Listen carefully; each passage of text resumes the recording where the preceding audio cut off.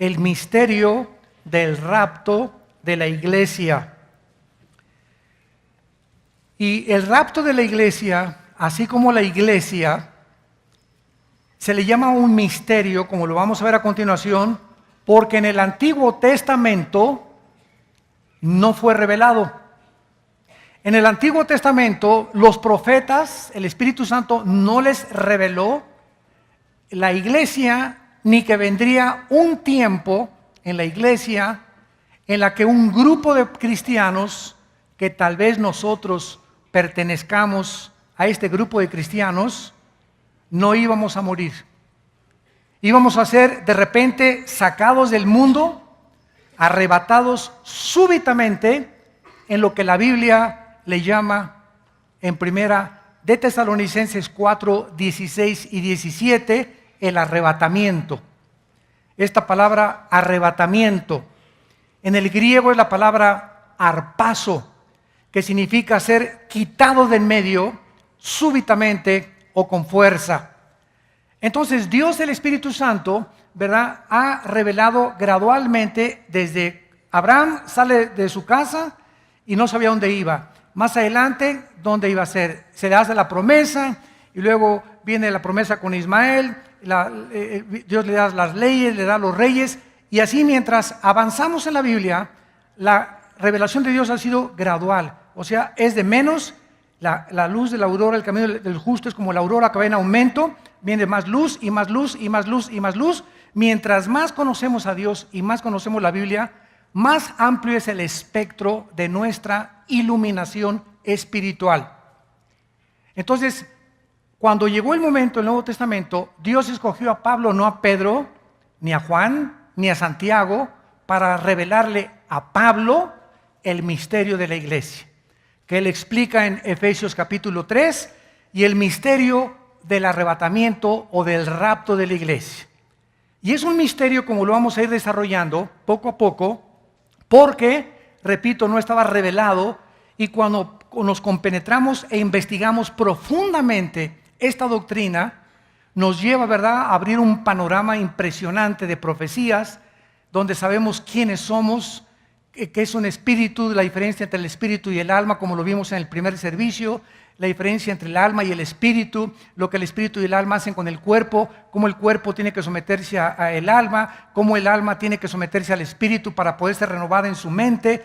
Cuando morimos, ¿quiénes nos vamos al cielo? ¿Qué le pasa al cuerpo cuando morimos? ¿Qué va a pasar con el cuerpo de los incrédulos? El alma y el espíritu de los incrédulos, ¿dónde se encuentran? ¿Qué diferencia hay entre el arrebatamiento y la segunda venida de Cristo? ¿O acaso son dos eventos similares o iguales? ¿O son dos eventos separados por 7 años? Entonces, todas estas preguntas las vamos a ir desarrollando y vamos a ir encontrando las respuestas en la bendita palabra de Dios. En la primera carta a los Corintios, capítulo 15, versículos 51 al 53, dice la Biblia estas palabras. Escribe el apóstol Pablo: he aquí os digo un misterio, no todos dormiremos, pero todos seremos transformados. Este es el misterio que no fue revelado en el Antiguo Testamento, y aquí comienza el misterio a dejar de ser misterio, porque ahora viene la revelación. ¿Cuál es el misterio? Que el Espíritu Santo le reveló a Pablo que vendría una generación de cristianos que no íbamos a morir. No todos dormiremos. La palabra dormir significa muerte, y como vimos anteriormente, la palabra muerte no significa cesar de existir o estar en la tumba inconscientes, como enseña una secta que se llama los Testigos de Jehová. Cuando la Biblia habla de dormir, se refiere al cuerpo nada más, no al alma ni al espíritu. El alma y el espíritu, en el momento de la muerte, nos vamos al cielo, el cuerpo es enterrado, y allí en el cielo tenemos un cuerpo intermedio temporal, Apocalipsis 6, del 11 en adelante, donde esperamos venir con Cristo en la segunda venida, y ya con el cuerpo resucitado y glorificado, pero resucitado en el día del arrebatamiento. Entonces, el misterio es que en el Antiguo Testamento no se sabía que vendría un tiempo cuando la última generación de cristianos serían transformados, no moriríamos, y ojalá que seamos nosotros esa generación, que tal vez venga Cristo en la tarde, o mañana en la noche, o pasado mañana, pero el rapto es el próximo evento profético de la Biblia. Es el próximo evento profético del calendario escatológico de la palabra de Dios, el arrebatamiento de la iglesia. Ahora, hay una diferencia entre el arrebatamiento de la iglesia y la segunda venida de Cristo, y esto es muy fácil. Yo todavía hace algunos años, hace 5, 7 o 8 años atrás, todavía es que el estudio de la profecía es maravilloso porque no te puedes dar por vencido. A veces dices, no, ya me doy por vencido, ya no entiendo, aquí es un relajo. Unos dicen que es antes, otros que a la mitad, otros que al final, y dejan de estudiar. Y no se trata de eso, se trata de perseverar y seguir estudiando. Y cuando estudias la Biblia es como cuando comes pescado. Comes pescado y te sale una espina, y no porque tengas una espina ya no sigues comiendo, sino que agarras la espina y la haces a un lado y te sigues comiendo la carne. Así cuando venimos a la Biblia encontramos cosas que, híjole, no le entiendo esto. Bueno, no trates de entenderla ahorita porque a lo mejor no tienes la estatura espiritual ni la comprensión espiritual para entender lo que estás leyendo. Sigue leyendo lo que puedes digerir. Y más adelante, tal vez en 2, 3 años, vas a entender lo que no entendías anteriormente. Pero tenemos que ser perseverantes y pacientes. Un niño de 4, 5, 6 años de edad le enseñan aritmética, a sumar, a restar, pero a ese niño no le puedes enseñar raíz cuadrada. Entonces después vienen los quebrados, después la raíz cuadrada, el cálculo diferencial, las ecuaciones, ¿verdad? Las matemáticas cuánticas, pero todo tiene un proceso, tiene todo un desarrollo. Pero un niño no puede aprender quebrados si no sabe sumar. Entonces tú tampoco esperes comprender Ezequiel y Job y muchas cosas de Génesis y del Apocalipsis si tienes 5 o 10 años en Cristo. Ten calma, ¿verdad? Sigue estudiando y la revelación va a ir viniendo a tu mente conforme tú tienes tu corazón abierto a la palabra de Dios. Dice el versículo 52, en un momento, en un abrir y cerrar de ojos, o sea, el arrebatamiento de la iglesia viene con la velocidad con la que tú parpadeas. En milésimas de segundo, de repente, millones de personas en el mundo desaparecemos. Aviones que se van a estrellar porque desaparecieron los pilotos. Choferes que van a desaparecer y accidentes en las carreteras porque desaparecieron los choferes. Tal vez tu esposo vas a amanecer y ya no está, o no va a estar tu esposa cuando amanezcas. Vas a andar preguntando, se fue con el lechero. Tus hijos no los vas a encontrar, o los hijos no van a encontrar a sus papás.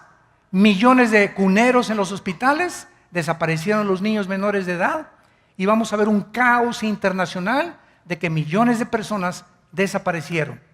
Ahora, la diferencia más importante, como les comentaba yo, entre el arrebatamiento y la segunda venida, donde ya no tengo absolutamente ninguna duda, es la siguiente: no hay ninguna señal para anunciar el rapto.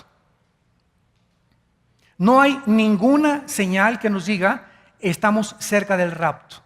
Es inminente en cualquier momento, y Cristo lo dijo como ladrón en la noche. Siempre que vean ustedes esta expresión, 1 Tesalonicenses capítulo 5, como ladrón, vengo como ladrón en la noche, se refiere a el arrebatamiento. ¿Por qué? Porque la segunda venida viene con muchas señales. Y el sol se oscurecerá y la luna no dará su resplandor, y verán la señal del Hijo del Hombre, Mateo 24, en el cielo. O sea, los que están en la tribulación y vean que el anticristo firma un tratado de paz y viola el tratado de los 3 años y medio, todos los cristianos saben exactamente de aquí a 3 años y medio viene Jesucristo. Pero en el arrebatamiento no hay señales, viene como ladrón en la noche. Y dice la primera carta a los Tesalonicenses capítulo 5, ustedes no están en tinieblas para que aquel día los sorprenda como ladrón. Entonces es clarísimo, ¿verdad?, que el arrebatamiento es antes de la tribulación, y cuando vengamos con Cristo, venimos con Él, mientras ya fuimos juzgados por nuestras obras en el cielo, para establecer su reino milenial. Muy bien, en un momento, en un abrir y cerrar de ojos, a la final trompeta, y esta trompeta no es la trompeta del Apocalipsis. Yo he leído muchos libros y comentarios que han dicho, ¿verdad?, que es la séptima trompeta del Apocalipsis, el arrebatamiento. No es esa. Las trompetas, como lo vamos a ver más adelante, las trompetas del Apocalipsis son de juicio, que están anunciando juicios de Dios que caen sobre el mundo. Aquí está hablando de la fiesta de las trompetas que se celebraba en Israel. Y escúchenme muy bien, esta fiesta se celebraba entre septiembre y octubre. Y si Cristo cumplió la Pascua y los panes sin levadura y la expiación, falta solamente en el calendario judío, que es de nosotros también y que es un tipo de las enseñanzas de Cristo, falta la fiesta de las trompetas. Y yo estoy seguro, ¿verdad? Estoy seguro que si el rapto viene en el mes de septiembre, porque es cuando se cumple la fiesta de las trompetas. Y si se va a tocar las trompetas es para que se cumpla esta fiesta, y después viene la fiesta del Rosh Hashanah y después la del Sukkot, que es los tabernáculos que vamos a celebrar en el milenio. Entonces, ¿verdad?, de acuerdo al calendario judío, entre septiembre y octubre es la fiesta de las trompetas. Y si es exactamente conforme a las conmemoraciones de los festivales judíos, podemos saber que puede ser cualquier día de cualquier año, no sabemos el día ni la hora, ¿verdad?, que pueda suceder cuando se cumple la fiesta de las trompetas, sin ser dogmáticos desde luego. Y los muertos serán resucitados incorruptibles y nosotros seremos transformados. O sea que en el arrebatamiento, hagan de cuenta que viene hoy a las 5 de la tarde el arrebatamiento.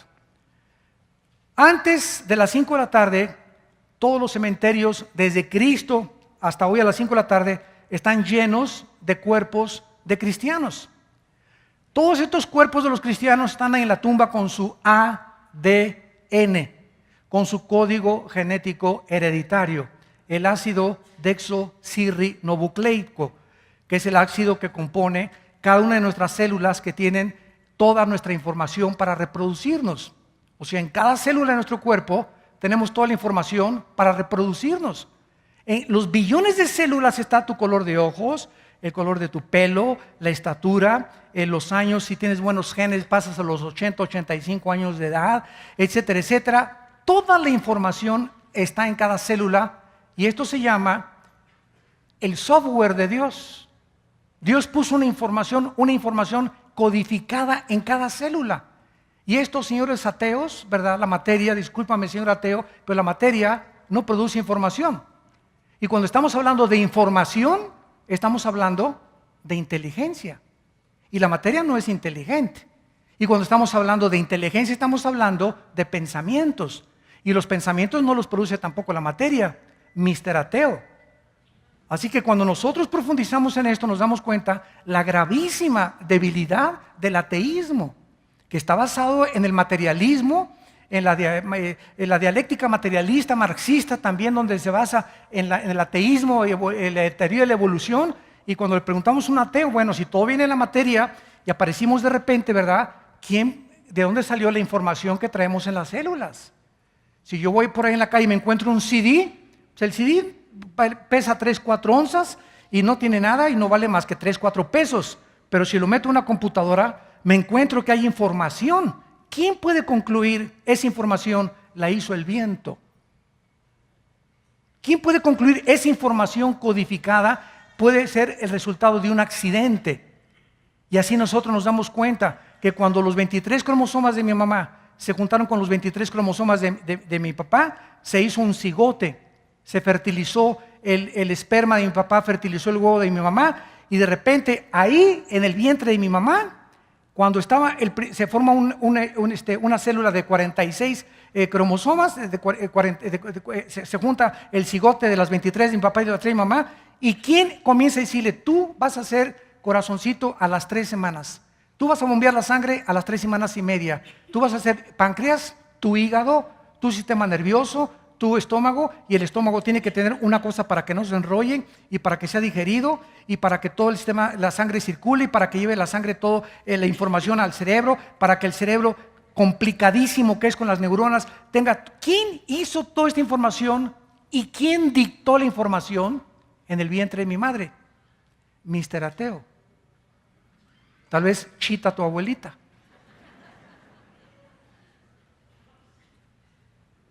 Profesando ser sabios, dice Romanos 1:21, los científicos se volvieron necios. Entonces, esto cabe dentro de la lógica y del razonamiento. La materia no produce información, la materia no produce pensamientos. Y esta es la grande incógnita y la grande debilidad que tiene el ateísmo. Muy bien, yo les recomendaría, ¿verdad?, desde luego que consigan la conferencia, el primer servicio, ¿verdad?, di la primera parte, y todo esto es un resumen para que los que no puedan, ¿verdad?, sepan de qué se trató la introducción a esta preciosa conferencia y serie, El misterio del rapto de la iglesia. Vimos también anteriormente que el hombre es espíritu y la mujer también, alma y cuerpo. El espíritu, nacimos todos, Efesios 2:1, muertos espiritualmente. La palabra muerte no significa aniquilación ni cesar de existir. La palabra muerte significa separación. Nacimos separados de Dios con el alma y con el cuerpo. Pero como Dios es espíritu, el hombre nació sin poder comunicarse con Dios. Pero aun cuando nacimos espiritualmente muertos, en el alma existe la conciencia de la eternidad. Eclesiastés 3:11. Dios puso en la imagen arruinada y corrompida con la que nacimos de Dios la conciencia de que somos eternos. Por eso los egipcios enterraban a sus muertos con comida. No hay ninguna religión que no haya creído en el más allá, en los dioses. Los aztecas ofrecían sacrificios humanos, los mayas también. Siempre hay una conciencia del ser humano de que hay algo que trasciende a nosotros, porque somos seres espirituales, aunque estemos separados de Dios. El alma nos da testimonio de que esta vida no lo es todo. Entonces Cristo, cuando hace su aparición en el escenario mundial, platica con un hombre llamado Nicodemo. Era súper, le decían San Crisóstomo de Tlalnepantla. Y este Nicodemo, una persona religiosísima, persinado, bautizado y remojado, le dice Cristo: mira, Nicodemo, ya no me digas nada de que vengo de Dios, tienes que nacer de nuevo. Toda la información que tienes es religiosidad. Y las religiones fueron inventadas porque, como sabemos que traemos la conciencia de Dios y no sabemos, adoramos a un Dios que no conocemos, inventamos las religiones desde Caín hasta nuestros días. Caín es el padre de las religiones, cuando quiso traerle a Dios una ofrenda conforme a sus buenas obras. Porque todas las religiones es el sistema humano que ha inventado para sustituir el plan de la salvación de Dios.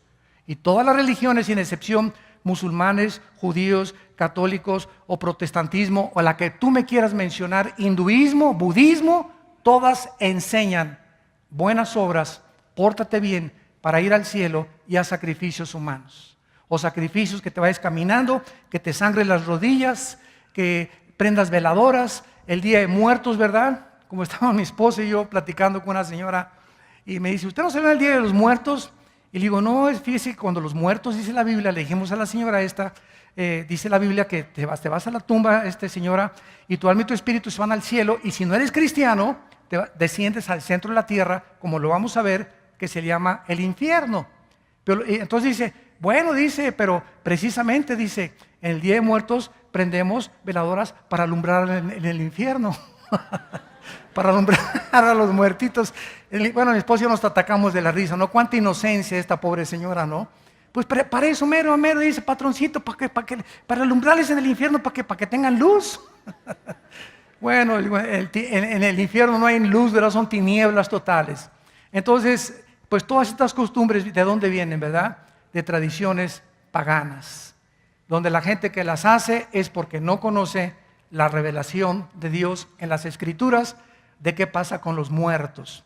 Y ya ningún muerto nos oye, ningún muerto tiene comunicación con nosotros, y tú le puedes llevar a, como dijo el chiste, ¿verdad? Que el día de muertos llegó la señora Pompidou, ¿se acuerdan de ese chiste? llegó al cementerio con sus flores, a darle flores al muertito, y estaba junto a la otra tumba la India María, con una olla de mole, y le dice a la señora Pompidou: India bruta, ¿para qué le traes el mole a tu muertito? ¿Cuándo se lo va a comer? Y le contestó la India María: cuando venga el suyo por las flores. Digo, tanto los ricos y cultos, ¿verdad?, igual de paganos que los pobres y letrados e ignorantes. Así que bueno, todo esto son costumbres que lo hacemos y lo hacíamos. Bueno, no lo hacemos ya, ¿verdad? Lo hacíamos porque éramos ignorantes de la revelación en la palabra de Dios. Vayamos al Evangelio de Lucas, capítulo 16, y vamos a ver a continuación Lucas 16, la cortina que Cristo nos abre del mundo espiritual de los muertos. Y Cristo nos muestra dónde iban todos los muertos, los espíritus de los muertos, antes de que Él muriera en la cruz.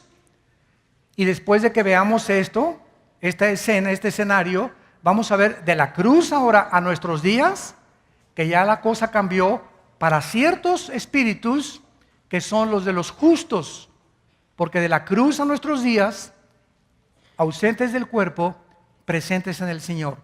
2 Corintios 5, del 9 al 10.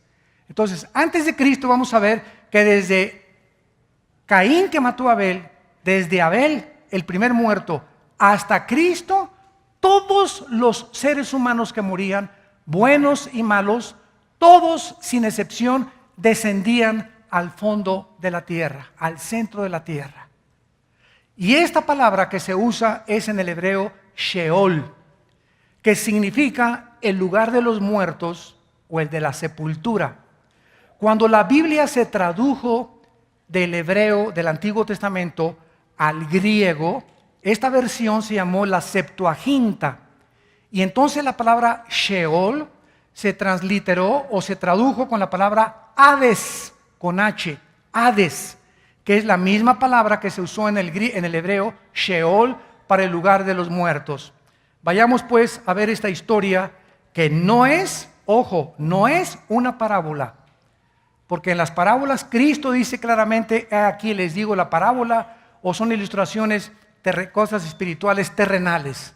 Y aquí está hablando de un acontecimiento de la historia de dos personas que mientras estaban en vida murieron. ¿Y a dónde fueron cada una de las dos? Versículo 19. Había un hombre rico que se llamaba, un rico que se vestía de púrpura y de lino fino, y hacía banquete con esplendidez. Aquí está el otro. Había también un mendigo llamado Lázaro, que estaba echado a las puertas de aquel, lleno de llagas, y ansiaba a saciarse de las migajas que caían de la mesa del rico, y aún los perros venían y le lamían las llagas.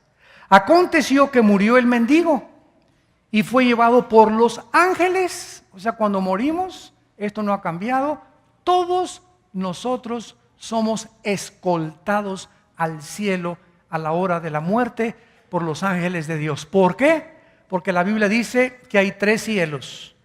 El cielo atmosférico, 2 Corintios capítulo 12, del 1 al 5. El cielo atmosférico, el cielo cósmico, que es el del universo, y el tercer cielo, donde se encuentran los cuarteles generales de Dios. Entonces, cuando un espíritu muere, tiene que atravesar el primer cielo, que está bajo el dominio de Satanás. Efesios 2, del 1 al 3, se le llama el príncipe de la potestad del aire. Y esa palabra aire, aer en el griego es atmósfera. O sea que Satanás opera de la atmósfera hacia abajo contra nosotros, controlando Satanás todas las ondas y las transmisiones, telecomunicaciones que hay entre nosotros, de radio, de televisión. Todos los medios masivos de comunicación están controlados en el aire por espíritus malos.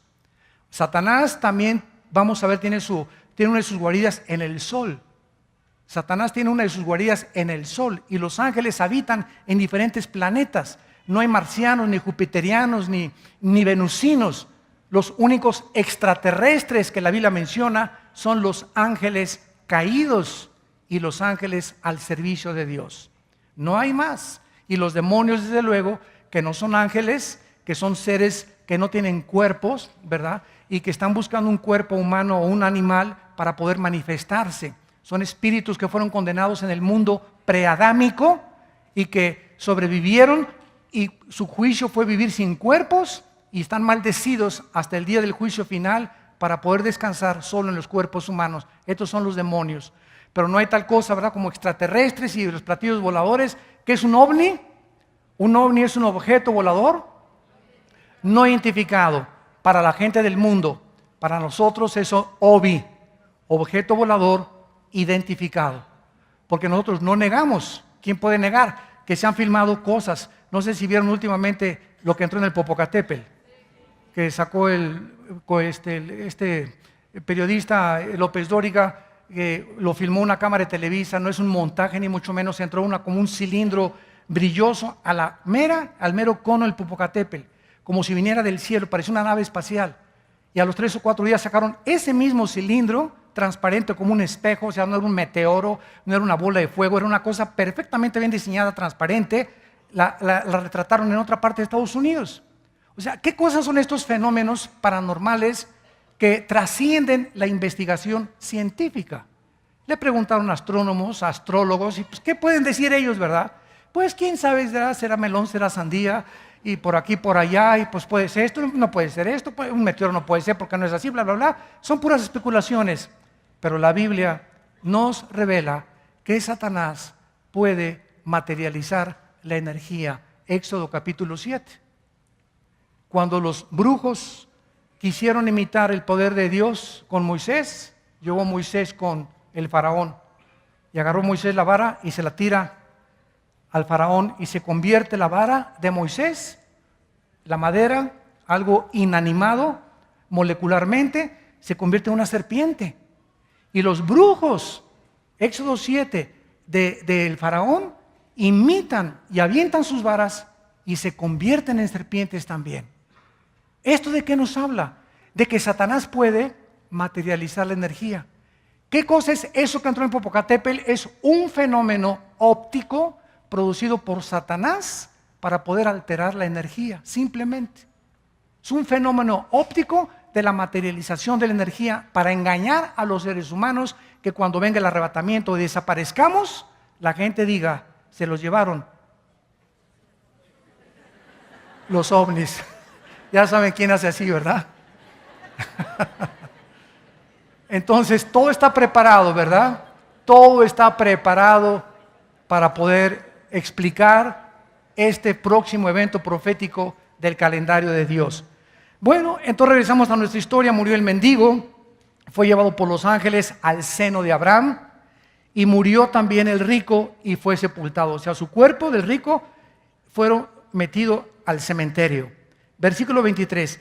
Y en el Hades, o sea, fue sepultado su cuerpo, pero en el Hades alzó sus ojos. O sea, las personas que mueran y no tengan a Cristo, cuando desciendan al infierno, van a poder seguir viendo. Número 1, alzó sus ojos, estando en tormentos. Número 2, están siendo ya atormentados. Número 3, y vio de lejos a Abraham y a Lázaro en su reino. ¿Cómo reconoció este rico que quiso vivir explotando a los pobres? Porque es el mensaje de Cristo, los que explotan y hacen sus riquezas a expensa de la explotación de los marginados. ¿Cómo pudo esta persona ahí en el infierno ver de lejos y decir: ese es Abraham? ¿Cómo pudo Juan, Pedro y Santiago en el monte de la transfiguración, cuando Cristo se aparece con Elías y con Moisés? ¿Cómo supieron que eran Moisés y Elías? No había cámaras Polaroid, no había cámaras fotográficas, no había ninguna foto de ninguna persona en el Antiguo Testamento hasta que se inventó la cámara fotográfica. ¿Cómo reconocieron? ¿Cómo supo que era Lázaro? ¿Cómo supo que era Moisés? ¿Cómo supo que era Elías? Porque en el mundo espiritual existe otro conocimiento que se llama intuición. intuitivo y que lo desarrollamos en el mundo que tenemos ahorita a través del desenvolvimiento del Espíritu Santo y se llama discernimiento espiritual. Permítanme explicarles, pedir más despacio. En Hechos 5, Ananías y Zafira se acercan a Pedro, le robaron a Dios. ¿Quién le dijo a Pedro que Ananías y Zafira le habían robado a Dios? ¿Quién le dijo? Claro, ¿por qué le mintieron al Espíritu Santo? Les dijo Pedro, ¿verdad? Porque Pedro, hay un conocimiento intuitivo que se llama discernimiento y muchos cristianos podemos ver a una persona inmediatamente sentir su espíritu y saber que esa persona o está amargada o tiene paranoia o está asustada o tiene mucho odio en su corazón. Podemos comenzar ya a distinguir espiritualmente el reflejo de la mirada de los ojos. ¿No es verdad? Bueno, esto es un conocimiento parcial que da el Espíritu Santo. En la otra vida será total. Y cuando estemos en el cielo, ese es Adán. Ahí va Elías, porque vamos a conocerlos en el Espíritu. Vas a reconocer si está tu mamá en la tierra o tu papá, los vas a reconocer intuitivamente, porque es el conocimiento espiritual. Porque en el cielo no vas a tener el mismo cuerpo, ni las narices de cotorro de África que tienes ahorita, ni las orejas de papalote que tenemos algunos, ¿verdad? Entonces vamos a tener un cuerpo perfecto y va a ser muy difícil. ¿Cómo voy a reconocer a mi hermano si vamos a ser cuerpos perfectos? Todos se van a parecer a John Travolta. Entonces se llama conocimiento intuitivo. Alzando los ojos le dijo, ten misericordia de mí. Las personas en el infierno pueden ver de lejos, pueden reconocer y están viviendo atormentadas y están pidiendo en el infierno misericordia. Ten misericordia de mí. Y dijo Padre Abraham, y envía a Lázaro para que moje la punta de su dedo en el agua y refresque mi lengua porque estoy atormentado en esta llama. Imaginen ustedes, ahí en el infierno siguen creyendo que los hombres tenemos poder. En lugar de decirle, Señor, ten misericordia, él cree que Abraham lo puede ayudar. ¿Y no éramos así nosotros? Padrecito, nos hincábamos, ore por mí. Hermano, ore por mí. ¿Sabes una cosa? Puedo orar por ti. Pero finalmente el que te va a resolver el problema es Dios. No pienses que el pastor o el cura o el papa o San Crisóstomo o San Marcos o Santa María la Redonda te van a ayudar. Es Dios, es único mediador que Jesucristo, a través de él que te puede contestar tus oraciones. Hermano, porque así vengo yo, ¿verdad? A los pastores y tengo las filas que saludo a la gente. Écheme la bendicioncita, ¿verdad? Ya al ratito me van a decir, échame agua bendita también. ¿Por qué traemos eso? Lo traemos ahí arraigado, ¿verdad? Que écheme la bendición, ¿no? Bueno, ¿qué es cosa mágica? Que soy Aladino y la lámpara maravillosa, ¿verdad? Ya no es porque te haga así la bendición, ya te vas así contento a tu casa. Écheme la bendición para que me vaya bien. Oye, espérame tantito, esto no es brujería. No funciona de esa manera. Si te va bien en la vida es porque vives cerca de Dios, no porque te echó la bendición un hombre. La bendición sirve, ¿verdad?, para que tú la recibas y vivas y te apropies de esa bendición. Entonces este hombre está pidiendo ayuda a Abraham de una forma ignorante todavía. Y le dice así, para que moje la punta de su dedo en agua y refresque mi lengua. En el infierno viven atormentados, pueden ver, pueden reconocer, van a pedir misericordia y van a tener sed. Que dice Juan 7, vengan a mí los que están sedientos, que yo les daré de beber. Y será como una fuente que salte de agua vida. Ahorita, tú que me estás escuchando y en la televisión, estás vivo, estás viva. Tú no sabes si esta conferencia es la última vez que Dios te habló. Y ahorita Dios te está diciendo, ven a mí, ven a mi Hijo Jesucristo. Y tú vienes ahora, y esa sed que tú tienes, ese vacío, esa lucha, esa desesperación, esa inseguridad de tu vida, Cristo la puede llenar. Cristo es el único que te puede satisfacer, no tu esposo, no el dinero, no la política, no el petróleo, no nada, es Él, porque nacimos con necesidad de Dios. Y hasta que tú no sientas esa necesidad de Dios, tu alma no va a poder ser satisfecha. Mojen, por favor, una sola gota de agua, una sola. ¿Se imaginan qué tormento es ese? Una sola gota de agua me basta, que me la pongan en mi lengua, y ya con eso vuelvo otra vez a experimentar. Cuando yo estaba en vida, qué rico era tomarme medio litro de agua. Y dice a continuación, Abraham entonces le contesta, hijo, acuérdate, las personas que están en el infierno seguirán teniendo memoria. Tienen memoria, eso es una parte del tormento de ellos. Seguirán acordándose. ¿Y qué le dice Abraham? Acuérdate que recibiste tus bienes en vida y Lázaro males, pero ahora ve la diferencia. Él es consolado y tú eres atormentado. Ahí te vas a acordar, mi mamá cuántas veces me habló de Cristo.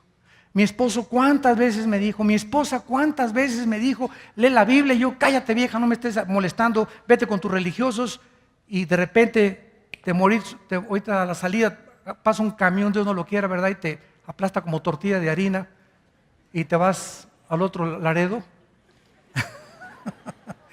y de repente estás ahí, ¿verdad? Y te das cuenta, y ya no hay retorno, no hay regreso, jamás podrás arrepentirte, porque Dios nos ha dado una sola vida para arrepentirnos de nuestros pecados. Hoy es el día de la salvación, hoy es el día de tu arrepentimiento. Si oyes su voz, no te endurezcas hoy, porque Dios te está hablando a tu corazón. Ahora dice el versículo 26, además de esto, y vean ustedes esto, ahí en el centro de la tierra, una gran cima, o sea, había una como barda, o como tal vez una zanja inmensa que estaba dividiendo a los que estaban en el infierno de los que estaban en el seno de Abraham, y también se le llama el paraíso. ¿Se acuerdan lo que le dijo Cristo al ladrón? ¿Hoy estarás conmigo en el cielo? No, en el paraíso, que era el fondo de la tierra. Cuando Cristo muere, desciende al fondo de la tierra junto con el ladrón, y se lleva al ladrón en espíritu y en verdad, y baja Cristo a este lugar, al Sheol, al Hades, y pasa del lado de los que estaban esperando que derramara su sangre en la cruz para llevárselos a los 3 días cuando resucita. Los saca a todos los justos, a Abraham, desde Abraham hasta nuestros días, y se los lleva al cielo. Entonces ahora el Hades, el Sheol, solamente están una sola clase de personas: los espíritus de los incrédulos, que están esperando hasta después del milenio, Apocalipsis 20 del 11 al 15, la resurrección del gran trono blanco, el juicio final. Entonces, Cristo cuando resucita baja al Sheol, Hechos capítulo 2, Efesios capítulo 4, descendiendo se llevó cautivos a la cautividad, a todos los que habían muerto antes que Él en la cruz, y ahora de la cruz a nuestros días, morimos y nos vamos espíritu y alma al cielo. El cuerpo desciende a la tumba, tenemos un cuerpo temporal en el cielo, Apocalipsis 6 del 9 al 11, un vestido temporal, y cuando regrese Cristo bajamos ya con Él glorificados a establecer su reino milenial en este mundo. Ahora vean ustedes a continuación lo más trágico de todo, versículo 26. Además está puesto una gran cima entre nosotros, de manera que los que quieren pasar de aquí, o sea, los que quieran brincarse del infierno para acá, imposible, ¿verdad? Y no pueden ir ni de allá, pasar para acá. Versículo 27, vean esto. Entonces le dijo el que estaba en el infierno: te ruego, pues, Padre, que le envíes a la casa de mi padre, porque tengo 5 hermanos allá arriba en la colonia Cuauhtémoc, para que les testifique. Envíales a alguien a fin de que no vengan también a este lugar de tormento. En otras palabras, este hombre en el infierno seguía creyendo que los milagros podían convertir a alguien. Y la Biblia es totalmente contraria, que nunca un milagro va a convertir a nadie, porque la fe es por el oír, y el oír por la palabra de Dios. El milagro te va a asombrar y alterar las emociones y los sentimientos, y se paró de la silla de ruedas, hizo y esto y el otro. ¿Y cuánto te va a durar? ¿3 días? ¿4 días? ¿Pero qué hizo el milagro? ¿Te transformó interiormente? No. Afectó tus emociones temporalmente, pero lo único que puede transformar y hacerte nacer de nuevo, 1 Pedro 1:23, es la semilla incorruptible de la palabra de Dios. De ahí el grandísimo peligro en la época que vivimos de la apostasía, ¿verdad? Que por todos lados ahorita lo mejor que hay es los sanadores.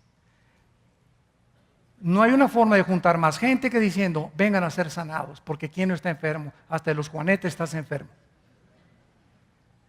Vengan, o sea, a hacer un espectáculo de la sanidad, un circo de la sanidad. Y a ver, pásale este enfermo por acá, ¿ok?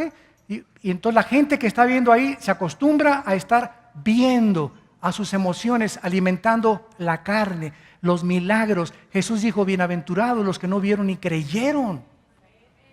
Juan 4, 28, 38, ustedes me siguen porque vieron milagros y porque les di de comer pan. Juan capítulo 6.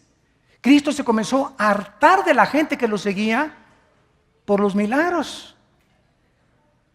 Bienaventurados los que nunca han visto y han creído, porque Dios no quiere que nos convirtamos por eso. Lo que nos transforma es la palabra de Dios. Y aquí lo dice la palabra. Mándales a alguien, versículo 20, y Abraham le dijo, a Moisés y a los profetas óiganlos. Ahí está la Biblia. Él entonces dijo, no, padre Abraham, pero si alguno fuere de entre los muertos, se arrepentirán.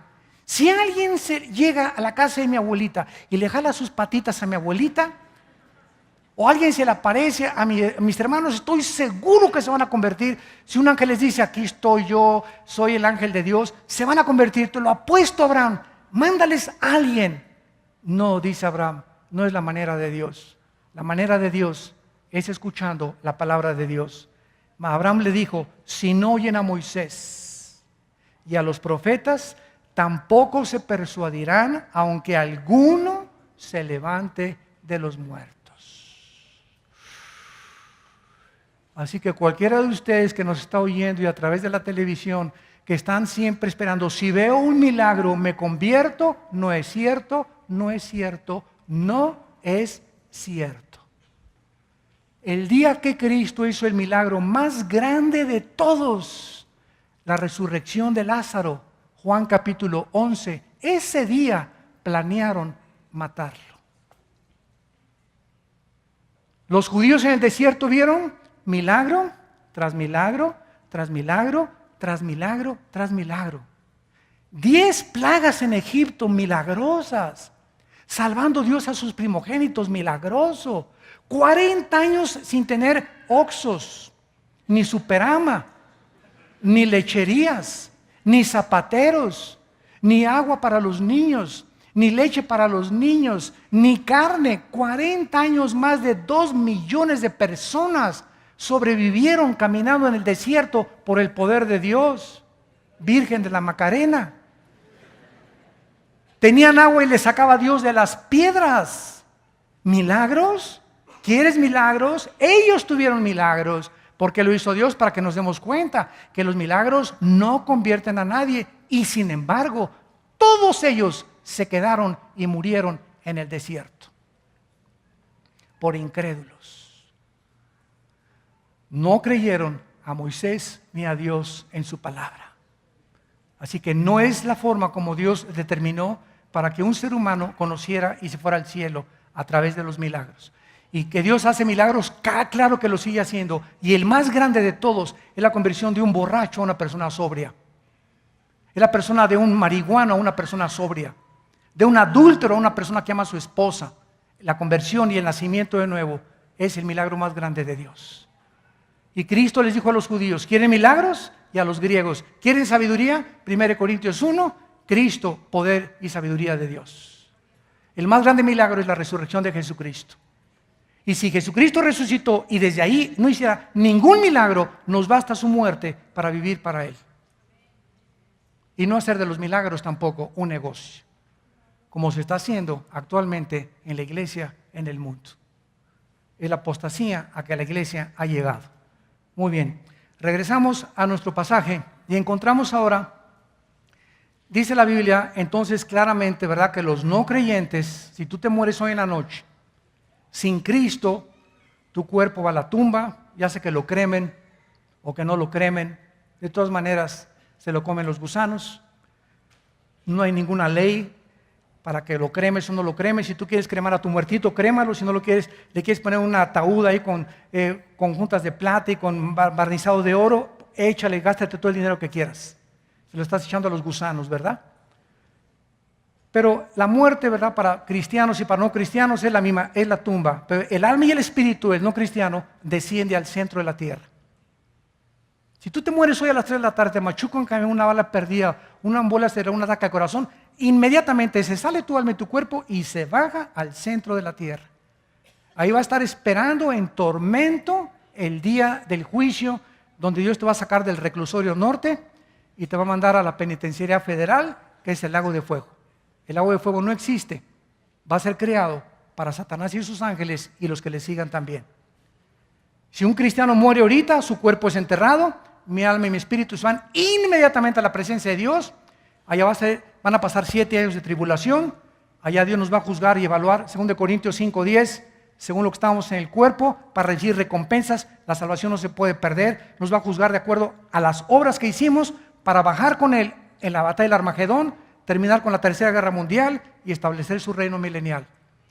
Ahí los muertos del Antiguo Testamento van a resucitar, porque el rapto es para los cristianos de Pentecostés hasta que venga el Señor. Dice en primera de Tesalonicenses 4:16, los muertos en Cristo. En el Antiguo Testamento no estaban en Cristo, ahí está la clave. ¿Cuándo comenzamos a pasar y a hacer forma de en Cristo? 1 Corintios 12:13, por el bautismo del Espíritu Santo. El bautismo del Espíritu Santo no es una experiencia subsecuente a la salvación. El bautismo del Espíritu Santo es la operación a través de la cual el Espíritu Santo nos funde, nos amalgama en el cuerpo de Cristo. Y en el momento que el Espíritu Santo nos amalgama y nos coloca en el cuerpo de Cristo, somos parte de su cuerpo y de sus huesos. La iglesia. Entonces, el bautismo del Espíritu Santo, ¿verdad? Es la operación, el momento de la conversión. Tú eres nacido nuevo, eres regenerado, eres sellado y eres bautizado con el Espíritu Santo. Porque yo he ido a muchos lugares donde se dice, pasen aquí a los cristianos que reciban el bautismo del Espíritu Santo. Oye, espérame tantito, tú me estás diciendo, te respeto pastor, pero tú estás diciendo que hay 2 clases de cristianos. Y estás dividiendo la cristiandad entre los que tienen el bautismo del Espíritu Santo y entre los que les falta algo. Entonces no puede haber 2 clases de cristianos, porque dice la Biblia en Colosenses que estamos completos en Él. Cuando recibí a Jesús, recibí a mi Jesús con todo lo que Dios me quería dar. Todo lo que pertenece a la vida de la piedad, según de Pedro 1, me fue dado por su divino poder. Con mi Jesús recibo todo lo que el paquete completo, no hay nada que me falte más que crecer en santidad. Después puedo ser lleno del Espíritu Santo muchas veces, pero el bautismo del Espíritu Santo es en el momento de la conversión. Y se han usado pasajes de Hechos, porque en el libro de los Hechos no había este conocimiento y los apóstoles tenían que tener evidencias para que puedan saber si tenían o no tenían a Cristo o el bautismo de Juan. Y se usa eso como un patrón para decir que se usa para toda la iglesia. Y nunca, escuchen esto, nunca en el Nuevo Testamento se nos manda ser bautizados con el Espíritu Santo. No hay un solo versículo, se nos manda a ser llenos del Espíritu Santo. Efesios 4:18. Si los apóstoles quisieran que nos falta algo, no nos dirían, bautícense en el Espíritu Santo, pero lo recibimos en el momento de la conversión. 1 Corintios 12:13, Romanos 6, del 1 al 4. ¿Cuánta ignorancia hay de la palabra de Dios? Muy bien. Ahora vamos a ver los creyentes del Antiguo Testamento en Daniel 12. Daniel 12. ¿Por qué van a resucitar ellos? ¿O de dónde sacamos que cuando venga el rapto, los que murieron antes de Cristo, aunque están en el cielo, desde luego Dios se los llevó, sus cuerpos no van a resucitar hasta después? Y vamos a verlo aquí en capítulo 12 del libro de Daniel, versículos del 1 al 3.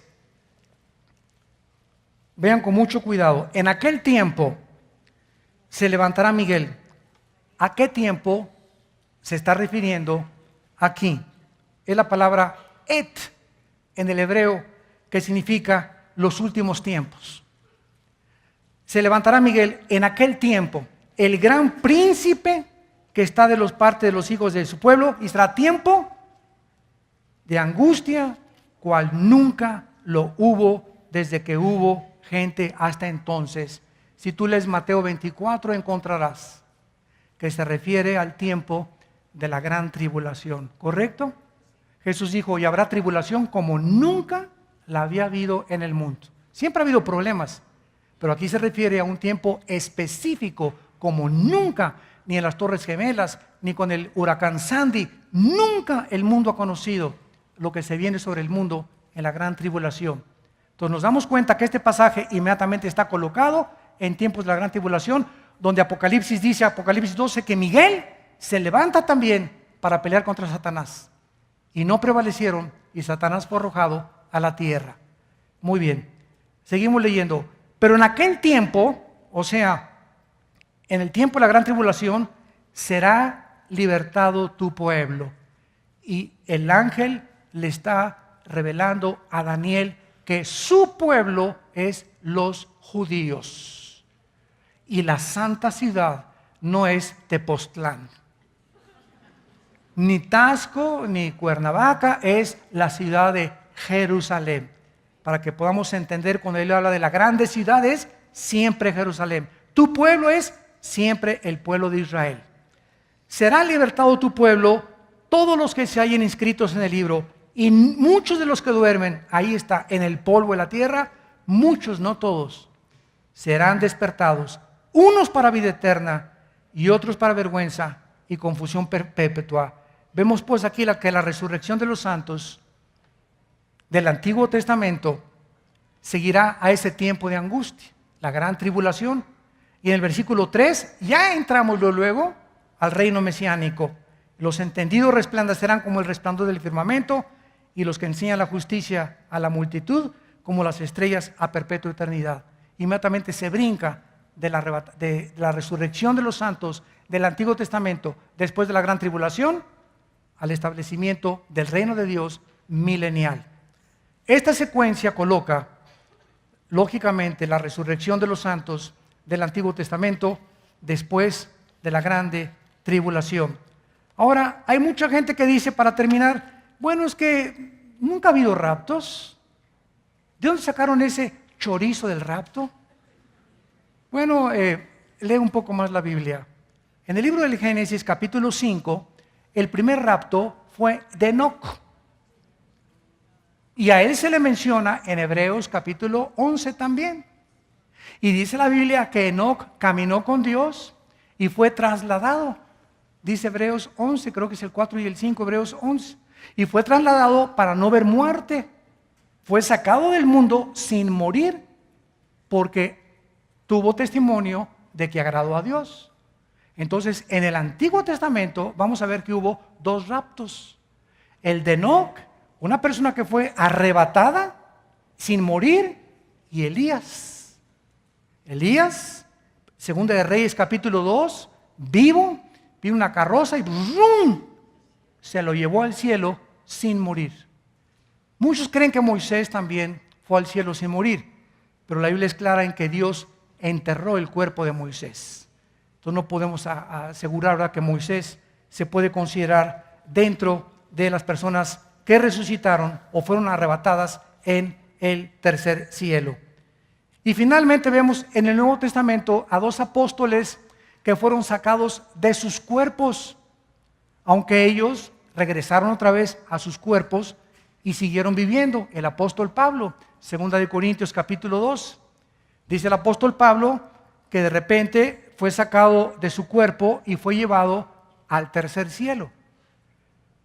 ¿Cómo sabemos que su cuerpo no fue llevado? Porque la carne y la sangre no pueden heredar el reino de Dios. En este cuerpo es imposible que Dios nos lleve ahorita con este cuerpo a otras características atómicas, espaciales, electromagnéticas, etcétera, nucleares, que forman parte de las 4 dimensiones donde vivimos. Entonces, si vamos a pasar a la otra vida, necesitamos un cuerpo que se adapte a las condiciones del mundo espiritual donde habitan los ángeles con el Señor Jesucristo. Entonces, Pablo es sacado de su cuerpo en espíritu. Se separa como el cordón umbilical. Aquí se queda el cuerpo de Pablo y su espíritu va al cielo. Y en el espíritu, porque es espíritu Dios y en el espíritu recibimos la comunicación con Dios, Dios le dice a Pablo una información que Pablo cuando baja al cuerpo no es capaz de compartirla con nadie. Y dice en 2 Corintios, vi cosas y oí cosas que no tengo palabras para poder describirlas. Les voy a dar un ejemplo.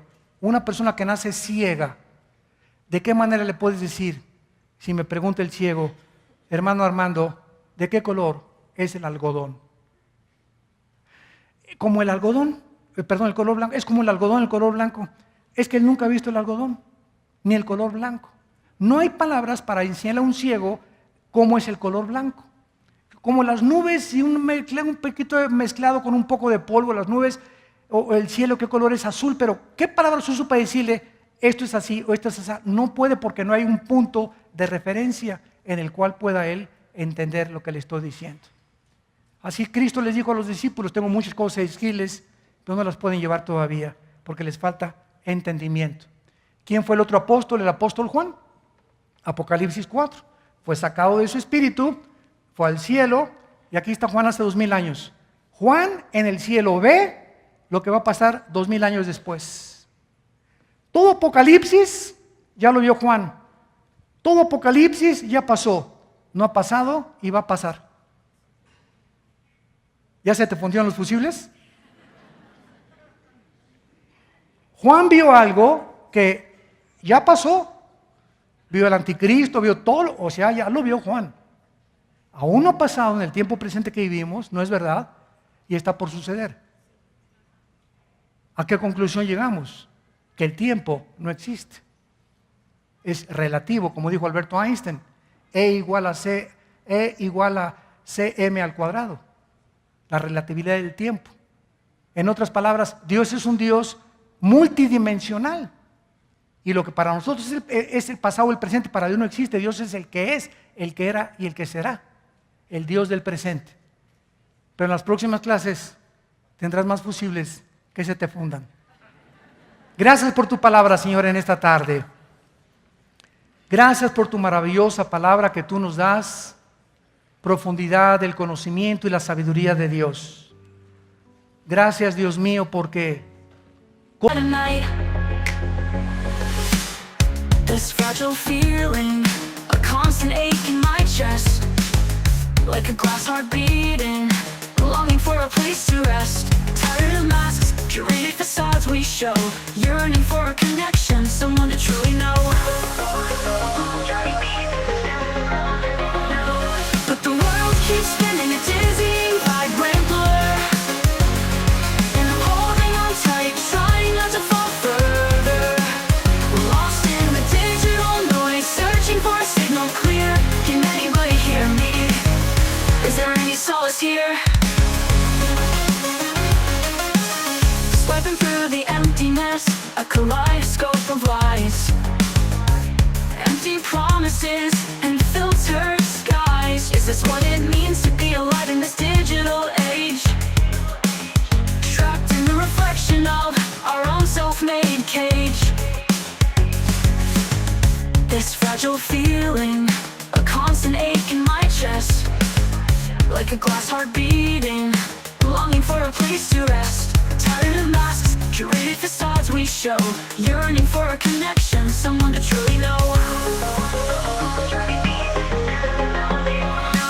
But the world keeps spinning, a dizzying, vibrant blur, and I'm holding on tight, trying not to fall further. Lost in the digital noise, searching for a signal clear. Can anybody hear me? Is there any solace here? The solace is within my own reflection, finding the strength to shatter this digital deception, to embrace the cracks, the flaws, the beauty